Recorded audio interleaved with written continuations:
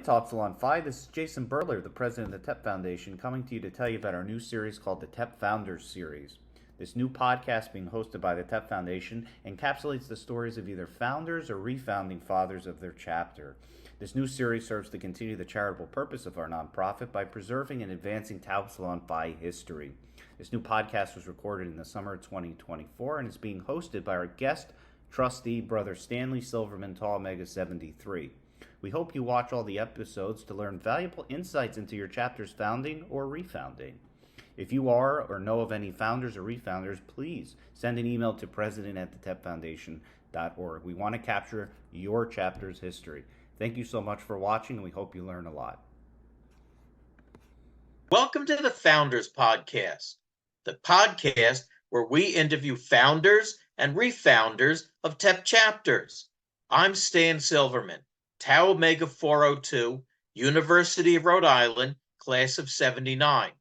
I'm here with Marc Tolman, Epsilon Theta 358, Queens College, class of 92, and he was part of the Refounders group.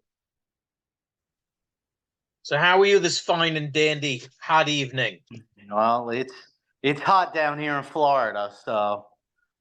Oh, you're in Florida now. I'm in Florida. Yeah, I moved down here about 23 years ago. Okay. Where? I live in Boynton Beach, which is in Palm Beach County. My office is right outside of Palm Beach Gardens, which is, northern part of the county. So I'm a Palm Beach boy, let's say. Okay. You were involved in restarting the chapter? Yeah, there was like three guys who did it. It was me, a guy by the name of Ed Levick, who never crossed over. And Ed and I went to go bring in this guy, Michael Spruill. And Michael Spruill, you had to love Michael Spruill if you knew him. But he was involved in student government. And we just figured it was very, very important to have a guy like him there. So we brought him on very early. And then, we were not a group really before we decided to go TEP. And Jeff Zadoff really says this when we were talking about the whole model of the fraternities.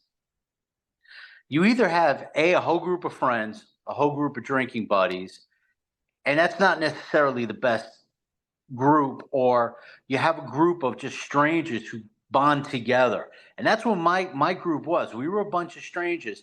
I mean, there was a couple of guys who I knew growing up. We brought them in. There was some friends that I had in the student union.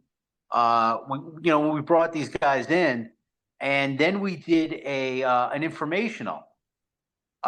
Because we were recognized as a group on campus, but not as a fraternity. So we were able to get some club space and use some of the school's tools. And we put a flyer together saying, hey, if you're interested in starting a fraternity, come to us informational. And we were very much at this point kind of almost saying, yeah, we're going to be a TEP chapter. But we weren't 100% there. Peak was still kind of like talking in the backgrounds. But then as we got the group together, we all basically were like, you know what? The TEAC chapter that's going to bring us in is St. John's University. And it's the football team. And they're going to beat the shit out of us. We're going to go with TEP. Okay. And we were initiated, mentored by Sigma Alpha Sigma, the Hofstra chapter, which at the time they probably had close to 40 or 50 guys. They were one of the top fraternities on Hofstra. Not that they had a tremendous Greek system, but it was a good learning process. It definitely, starting the fraternity chapter helped me in my career.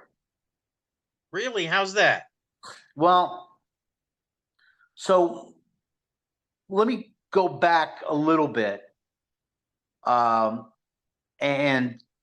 kind of get this whole thing. So my father passed away in my April year of my senior year of high school. Sorry. And my brother was 13 years older. And so I really didn't have a male figure at what I consider a crucial time. But because my brother being 13 years older, what's the one thing that I saw? The Animal House. And I wanted to have the fraternity life. So I very early on decided to rush AE Pi, not knowing who AE Pi was. And there was a couple of guys who I became very, very close with who were brothers at AE Pi who were bringing me in. And like the last event before they gave out bids was this one mixer where you had to meet everybody in the chapter and their girlfriends were there and everything. And you really had to talk with people who you didn't talk to throughout the rushing process. And the API chapter was it really had two segments. It had an Orthodox religious segment, and then it had a segment of guys who were kind of like me, who were Jewish, but yet in our Bible it had, if you're not supposed to eat pork, but if you do, here's a couple of choice recipes. And that's the Jewish that I am. So I had to talk to one of the guys who was very Orthodox, and he was staring there with his girlfriend, who, typical Orthodox Jew. She's wearing a long skirt and everything. And we're talking, and he said, well, you're going to have to do a pledge task where you're going to have to crochet a kippah with your pledge name in it. And before this, he's kind of making some very negative remarks to the guys that I was friends with and that I knew and that I liked. And I knew it just wasn't the right fit for me. And so I went to him. I said, number one, I don't know any guy that crochets. And number two, I have no idea what a kippah is. Which, listen, every Jew I think knows what a kippah is. So, that was just me to get out of there. Oh, okay. So, like I said, I started, there was a whole bunch of guys that I was friends with. And at Queens College, it wasn't a really big Greek system. There was AE Pi, an African-American fraternity, and a local. Once again, you go to a local fraternity, these are some big guys. They're going to haze you big time. And I was like, I don't want to deal with that. So we decided to start a fraternity chapter. As I said, it was between TEP and TEP. John Seidel was the executive director at the time, and he really full court pressed us, and I was really impressed with him and with the operation that they had going on down in Atlanta. And I think my chapter became very, very close very, very quickly because Queens College you really get like first generation college kids there. And I had some chapter brothers who, if they had $2 in their pocket, that was a lot of money. And we became very, very close because we looked at each other for not just the social aspect, but for survival. And there were several times that, I would go grab something to eat where one of my fraternity brothers I was with, he didn't have money to buy anything.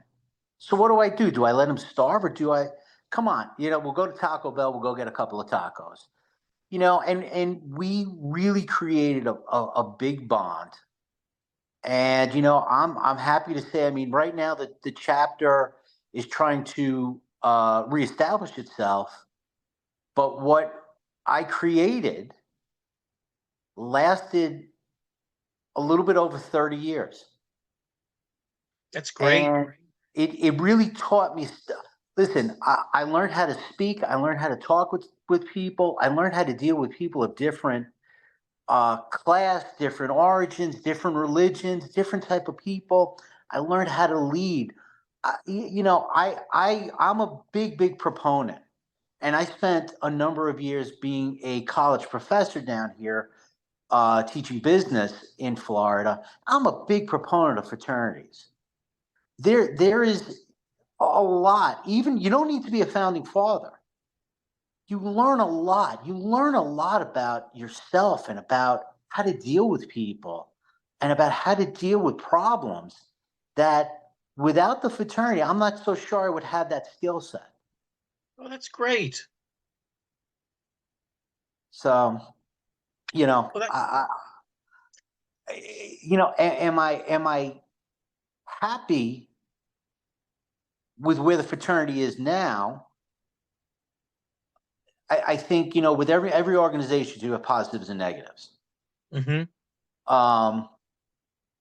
But, I have a lot of great memories of this fraternity, a lot of great ones. And I had a lot of great memories with John Seidel. In fact, when I ran my hedge fund, John Seidel was one of my brokers. And I still talk to John, and he was just a great executive director. And I learned from him, and Al Versace, I have a very, very good relationship with him. And I consider Al, I tell people, Al's my fraternity father. That's nice. So yeah, it's great. That's great. How long was the chapter closed before you went to reopen it? So this was we started the groundwork in what would be the fall of '87, and the chapter became dormant in the mid '70s. Oh, okay. So there was nobody left. There was nobody left. Even to this day, there's really one person who kind of keeps the old original guard kind of together. But even when we tried to get in touch with them, it kind of it was very tough to get with them. It was just two different generations around there. He was interested in developing a bridge, but some of the guys from the chapter just, weren't. Of the current chapter. Of the original. Oh, of the original. Okay. Yeah. Okay. Yeah. So Queens College is a commuter school, right? Correct. I mean, they do have now. They have one dorm building, but it was at our time it was 100% commuter. Okay. Okay. So you started in fall of '87. Correct. And when did you guys become a chapter or a colony, rather? Well, we became a colony in spring of '88. Okay.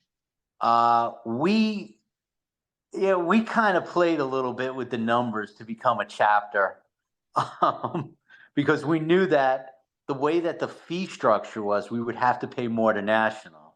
Right. So we played around with the numbers a little bit, and we didn't become a chapter until I believe it was fall of '90. So you were starting your accounting training early. Starting it very, very early. It was, we, once again, like I keep on saying, the guys at Queens College, we didn't have a lot of money. And we couldn't really go to our parents for the money. And I think dues at the time might have been like $105 per head per semester. And that $105, that was a lot of money back then.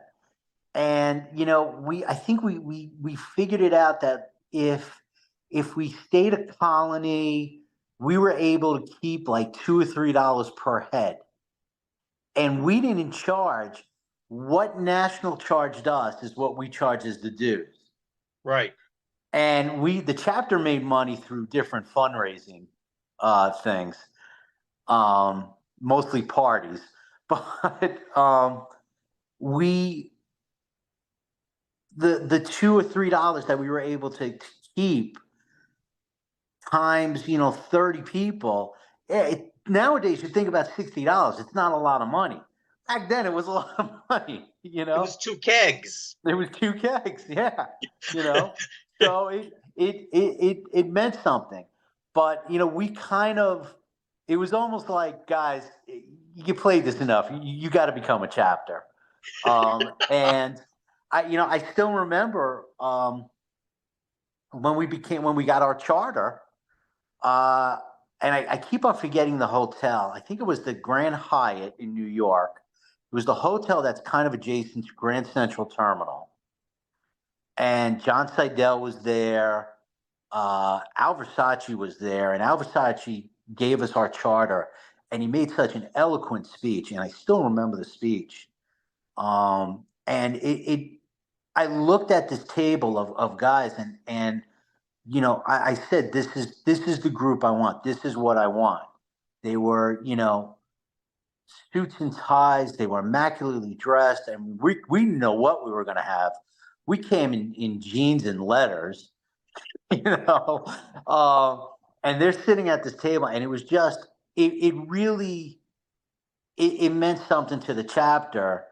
And of course, we went out to celebrate after we got the charter, and we spent many hours and many a pints of beer at McSorley's in New York after that.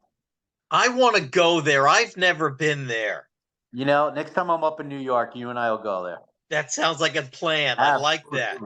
Absolutely. 2 mugs. It was the guy would come out. It was either light or dark beer, and the guy would come out literally with like 15 or 20 pint glasses in his hand. His hand was enormous coming to the table, and it was a big celebration for us. It was a good time. Oh, that's great. So no other nationals tried to get you to become theirs? They didn't really come to the campus. We came to them. Okay. Because Queens College at the time did not have a Greek system. Right. So the guy who ran, I guess, let's call it student life, even though it was under a different title back then, he was very, very, very anti-fraternity. Lovely. And we had a hard time with him. And I don't want to mention his name on this, but a couple of years into it, I started working on a career on Wall Street. And he also, before he went into academia, was working on Wall Street, and we kind of got a little bond over it. And he kind of backed off a little bit, but there was also a kind of a dynamic change at the college where they wanted to have more of a student life. They weren't quite ready to become a Greek system, but they were more open to the fraternities. They were more open to the sororities. They were open to clubs. The college president at the time, she came out of the University of Texas system, and they're big fraternity group, sorority systems down there. So she wanted the student life, and kind of really like prior to myself going to Queens College, it was commuter school, and it was really went there, you took your classes, you either got a job or you went home. It was a very, very kind of studious system. And she wanted to bring more of the student life, more of the fun activities Sure. to the college. Right. Well, did you have any challenges as you were trying to put this chapter together, other than the administrator who wasn't quite sure he wanted this? There were an immense number of challenges. Like I said, listen, we were a commuter school. So it's not like, hey, let's all meet at 9:00 at, the Rathskeller. Most of the guys who were founding fathers with me had a job. They had some part-time job. It also, not everybody had a car. So at a certain point, meeting up at night became problematic, because how do you get to the school? How do you come home? Acceptance on the campus was really bad, because it just, like I said, it wasn't a Greek system. So another fraternity, they kind of looked at us as really Animal House. And we kind of learned very early on that we needed to present a better image, and we aligned ourselves with the Center for Disabled Students, and we were one of the last groups that had a little sister program. And the person who was the president of the Center for Disabled Students was a lady by the name of Mary Ellen Passantino, who we kind of told her what we wanted to do, and she was with it. And it kind of was, I'll become a little sister and I'll support you guys, but you guys got to help me out here. And we looked at it as it's a positive, and there were plenty of times that we used the office space for the Committee for Disabled Students as a meeting room. And it just it helped us. It helped us out. And one of the guys who was a member of the Committee for Disabled Students, his handicap, because he had muscular dystrophy, he just didn't want to become a TEP. But we embraced him. We treated him like one of the brothers. He at one point became a vice chancellor of the CUNY system. And through Facebook, I'm friends with him, and he still talks about the TEP days and about TEP. So starting a new chapter, there's always issues. There's always problems. I mean, there was interpersonal problems because, you're taking a group of guys that, you're going to call your brother, and you want to make sure that it's right. And we had our bumps at the beginning. There was a couple of guys that we, that started with us that they just never crossed over to become brothers. And we oh, well, you're not here full time, your grades, are you going to be able to make the financial? So there was always reasons for them not to come over. But you have that. The schools always are an issue. And we went through a lot of ebbs and flows with the school. The school loved us one year, the next year they hated us. They loved us, they hated us. My chapter, we embraced our liking of tequila a lot. And we would do, when we had our pledges, and we started with the founding fathers, we did what was called a baptism. And we took a shot of tequila, and we kind of did it. And here's your pledge name. This is your pledge name. And none of us were drinking. We just had a shot of tequila, and that's what we used. And the room that we were in, we didn't even know had a two-sided mirror. And they saw the tequila, and they thought that we were drinking. So we had to deal with the school over something very innocent.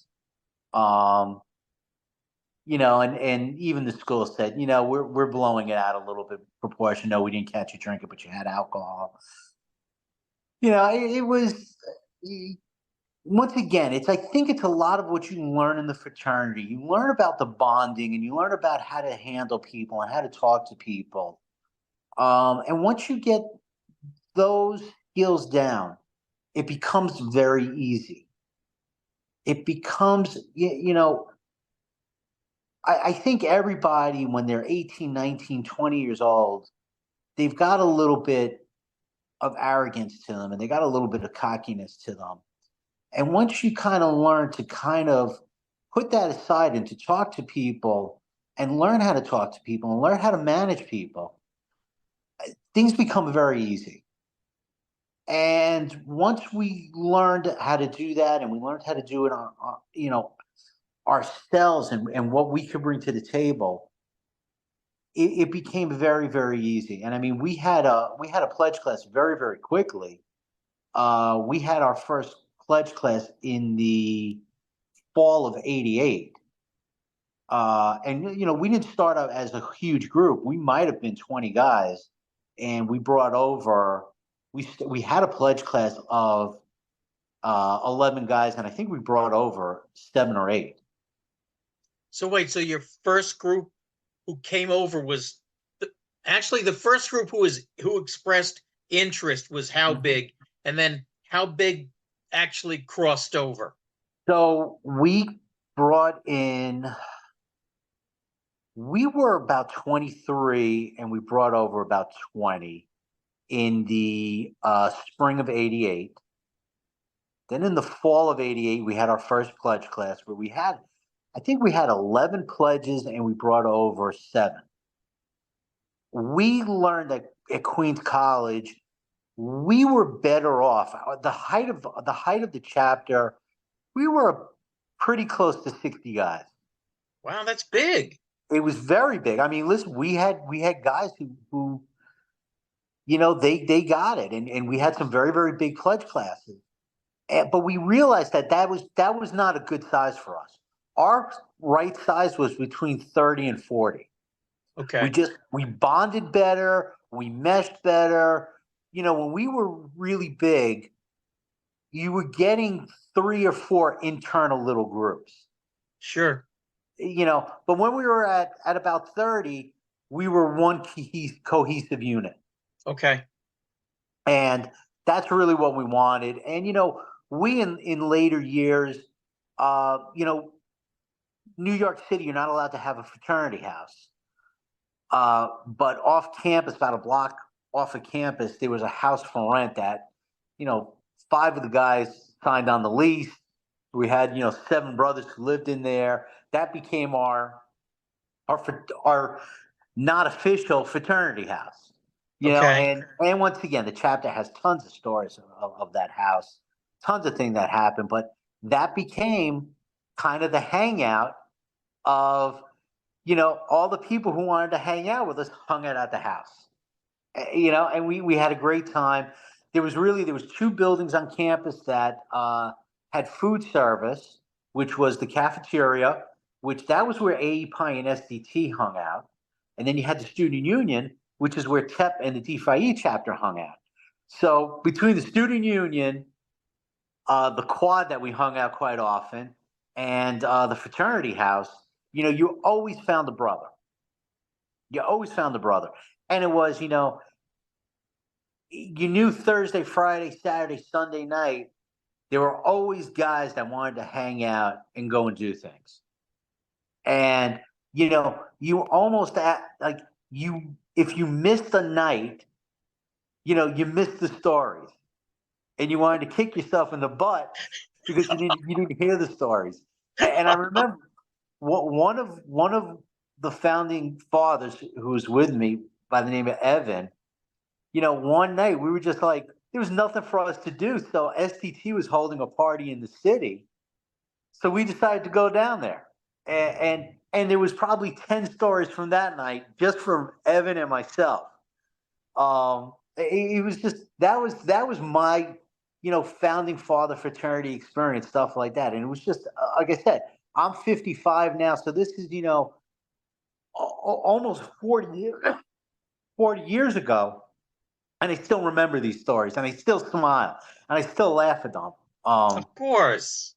And I think when you look at founding classes now, they may not have the same types of stories that I do because society is different. But you cherish those memories, you cherish those ideals, you cherish those things. And when you tell stories to other people and you tell these other people, they look at you in a couple different ways. One, they look at you as, what the hell? Who am I talking to here? But they live through you. They live through you. And, in my office, in fact, today I was telling the story of when I was in college and the fraternity. And the guy I was telling the story to, he didn't live through it. And he's smiling at the whole story, laughing at the whole story.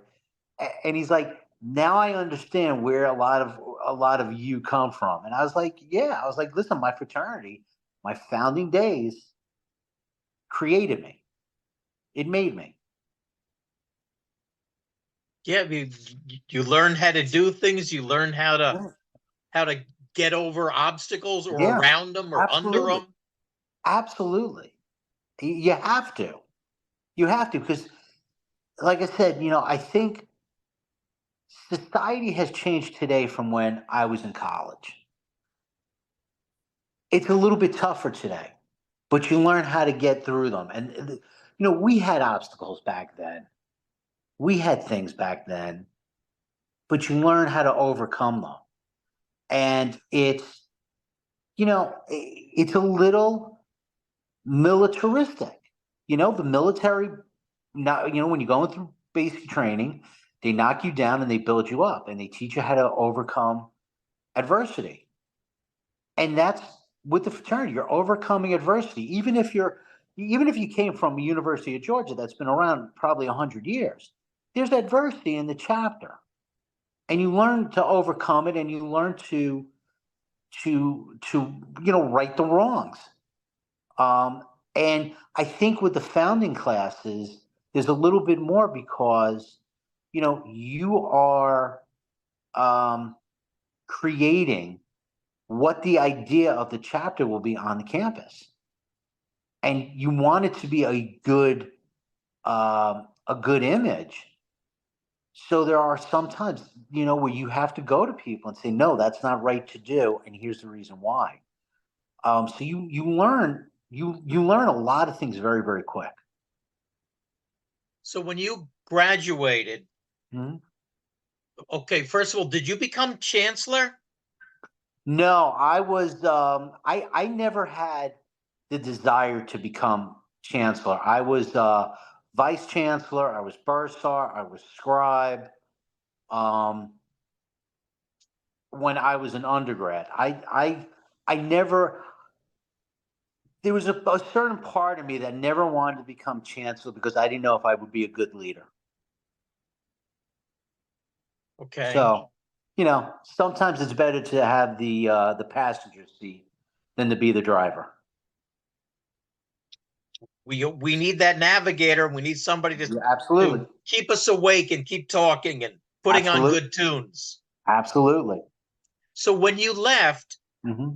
and you look back at the chapter that you were leaving, mm-hmm. did you say, we did a great job? This is, we created this, and I'm really happy with it, and I'm sure that it'll continue without me. So I never thought that the chapter that I started, and I started with my founding class, would last as long as it did. And it was a sense of pride to say that I was a founding father. But I immediately, when I graduated, I became the alumni advisor for a number of years to help the chapter out, to be there for the chapter, to be there for the questions. And I stayed involved with the chapter for a very, very long time. I was part of the beginnings of the Alumni Association for my chapter. And with the Alumni Association, as much as I loved the chapter and loved TEP, I had my bitchings. I always thought, that the fraternity was there for 4 years. And after that, if you were alumni, there was nothing. And, I tried to do my best job as the alumni advisor and being in the Alumni Association. And I then said, you know what? I want to go work, not compensation wise, but go work as on a volunteer basis with TEP National. And I held many positions. I was there prior to the Hassenberg era. I was there during the Hassenberg era. And I was there after the Hassenberg era. And up until, let's say 3 years ago, 4 years ago, I was very involved with the foundation and the Grand Council. And now I not on this go around, but the last go around, I was on the Grand Council as a member at large, and I've come back to the to the foundation as a trustee because there's still work to be done. There's still, I know that there's undergrads that are brothers who are in the same boat that I was in when I was an undergrad, that even if I can give a little bit of guidance, it's worth it. Like I said, Queens College, we're right now, we're trying to reform. We just crossed over a small class into pledging. We're looking to add to it. And probably once a month, I'm talking with the guys up in Queens on the Alumni Association about what's going on and what can I do and what can I give them.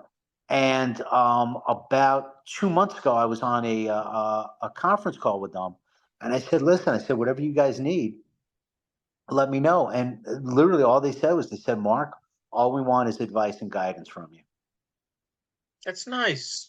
It is. It really touched me. It really touched me. And I mean, I think back and like I said, of my, all my years in TEP, and I had some great times. I had some bad times. I went through a lot of things in my life. I lost both of my parents. I lost my father right before I became a brother. I had a great career on Wall Street. For 15 years, I was with Lehman Brothers. I was there to the bitter end of Lehman Brothers. I lost that. I had my fraternity brothers were around. When I got married, my fraternity brothers were around. When I got divorced, my fraternity brothers were around. When I, went back to school to get my advanced degrees and go through all of that, my fraternity brothers were around. So the fraternity has been part of my life, both good and bad. And it has a good meaning to me, and it brings a lot of good memories for me. That's great. That's great. So I'm sorry, who was the name of the gentleman from National that you were working with? John Seidel. So was he the only one that you worked with? Did he give you a lot of help? So at the time, he was the executive director. We had office staff. We had a big office staff. And I can't remember a lot of names of the office staff, but I will remember. So we were kind of mentored by Hofstra, and one of the guys at Hofstra, he wasn't the chancellor, was Ron Brooks. And Ron Brooks, after he was a senior, he was like kind of like our pledge master. He then became a field consultant. Kind of after he had dirtied his hands with us. There was, like I said, there was a lot of people in the office. We had the office down in Atlanta.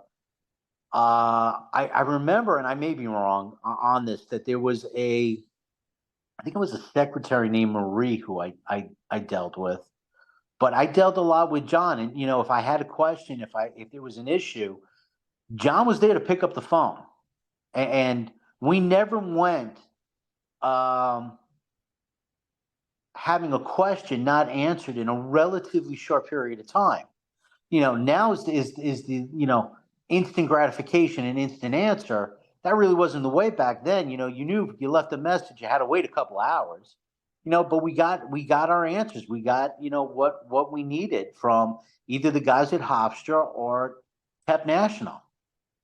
And I was very, very lucky that I got my pledge pin. It was done by John Seidel. And when I crossed over and I got my Brotherhood pin, it was also done by John Seidel. And it was, like I said, once again, John Seidel was a big name, with the fraternity. He was the executive director, and he really led the fraternity to great times. And it really meant something to me that he took time out of his schedule out of, being down in Atlanta to come up to New York to do this. That's great. That's great. So you graduated in 92, Mhm. and then what did you do after that? I went to Wall Street. So you started right with Lehman? No, I was with a couple of smaller firms. I wound up, after going to a few firms, I wound up at a firm called Kidder Peabody. I And know them. I was there once again, Kidder Peabody almost to the end, because they had a scandal uh, off of their Treasury trading desk. And Kidder Peabody was owned at the time, by General Electric. Nobody kind of really knew what was going to happen. So I left right before Kidder Peabody got taken over by UBS. I did a bad trade at that one because I went to Prudential, and Prudential was coming out of their own scandal. So I was at Prudential for like 2 months, and we wound up at my partner and myself. We wound up at Lehman, and about a year after being there, I got an opportunity to go into divisional management, and I took that, and I was there for almost 15 years.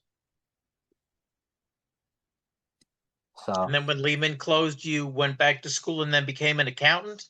almost, almost. When Lehman closed, uh, I actually sat. I had to sit on the side for a little bit because that was the package that I got.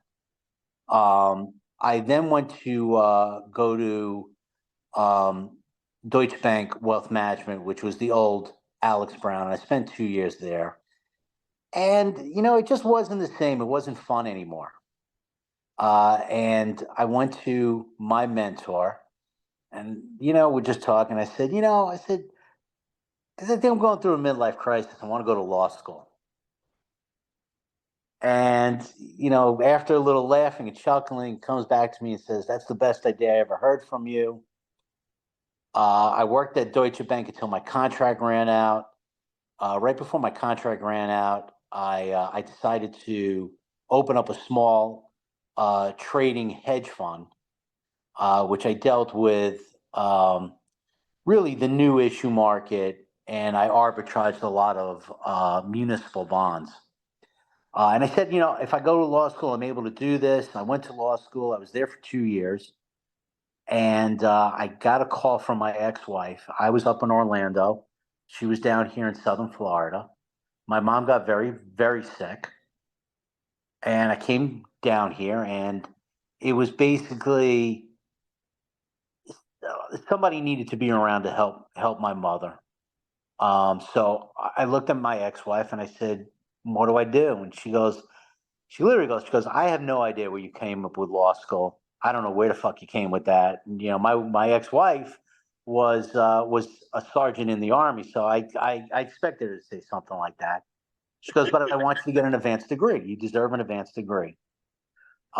So I went to go back and got my MBA in finance. And while I was ending my MBA, I was introduced to a gentleman who was the premier trainer of mediators and arbitrators down here in Florida. And I always was fascinated with mediation, but I never thought I could do it. And he goes, "No," he goes, "you don't have to be a lawyer." So for about 2 years, I was the arbitrator in South Florida for if there was a controversy with legal fees, and I did family law mediation. And I was getting these weird things coming across my desk called business valuations. And I just knew the numbers were wrong. And I spoke to a buddy of mine who was a trustee at Florida Atlantic University. And he laughed and he said, "Why don't you go speak to this one guy?" I spoke to him. And next thing I know, I'm filling out an application for my master's degree in accounting uh, with a specialty in business valuation and forensic accounting. Uh, at the Shortly after that, I got an opportunity to start teaching finance at a local community college, And while I was teaching that class, the dean of the business school calls me in, and I'm like, okay, I'm fired. I did something wrong. They needed a full-time professor, so I did that for a number of years. And around COVID, everything started getting kind of wanky. I decided to stop teaching and go into public accounting. And I've had a very successful firm doing that. I've done some stuff on my own. I've done some consulting on my own. I'm presently with a firm that has about 5 offices from Key West up to where I am, Palm Beach Gardens, where I do tax, a lot of tax work. I do forensic accounting, I do consulting, and I do business valuation work. It sounds interesting. It pays the bills. It's interesting. I still have my full head of hair. Good for you. So before I ask you if you have any messages for the present undergraduates, Right. is there anything that we didn't cover that you want to discuss? I think we discussed everything. It's a tough road, but it's a rewarding road. And like I said, some of my best friends are still chapter brothers of mine. And whether it's we pick up the phone, we see each other, or it's a quick like Facebook message, we still communicating, we're still talking, 30, 40 years. So, it's a friendship. It's a brotherhood that just doesn't end. Yeah. I think the only thing I would say is, I used to work with somebody who he would always end the call, keep the faith. And to the guys who are starting right now, keep the faith. Put the head down, work on the chapter, get the numbers, get the brothers, because these are going to be guys who are they're going to be there for the best of times. They're going to be there for the worst of times, and no, you use the term faith, and a lot of people associate that with religion. And maybe being in fraternity is a religion. That's a question I can't answer, but keep the faith. Keep on doing what you're doing. Keep on doing the right thing, because there's lessons and there's friendships that you learn that you won't learn anywhere else. And you become part of a brotherhood. No, we're not the biggest out there. No, we're probably not the best out there. But you know what? It's a strong brotherhood. It's a really, really strong brotherhood. And I talk to guys who are fraternity brothers every day. I have one of my closest friends is not a chapter brother of mine, and we didn't even know when we first met that we were fraternity brothers. And after like the second or third time, we were just sitting there, and he said, "Oh, I was in a fraternity." I said, "Oh yeah." I said, "So was I." I said, "Which one?" He goes, "TEP." I was like, "No way." I was like, "I'm a TEP." He's like, "No way." And he's one of my best friends. In fact, while we were talking and doing this, he texted me a couple of times, over something completely stupid. But these are my best friends, and like I said, I recently went through a very, very hard, long divorce, and the guys who were really there, who stood by my side, were my fraternity brothers. Some of them my chapter brothers, some of them just fraternity brothers. And it really, it meant something to me, and thinking back, listen, my mother was not happy when I joined a fraternity, but the guys who were there were my fraternity brothers, so. That's great. That's the only thing I can tell to the guys in the trenches nowadays. Keep the faith. Keep it going. It means something. It pays off. I think that those are That's a great word to pass along, and it's a great sentiment, Marc. Thank you. Yeah. Thank you very much for your Dan, thank you time. very much. Thank you very much. I look forward to McSorley's when I come up to New York. All right, I'm looking for that's a date. You got it. All You right, got Marc. it. Thank you. Thank you. All righty. Good Have a good night. night. You too. Bye-bye. Bye-bye. Bye.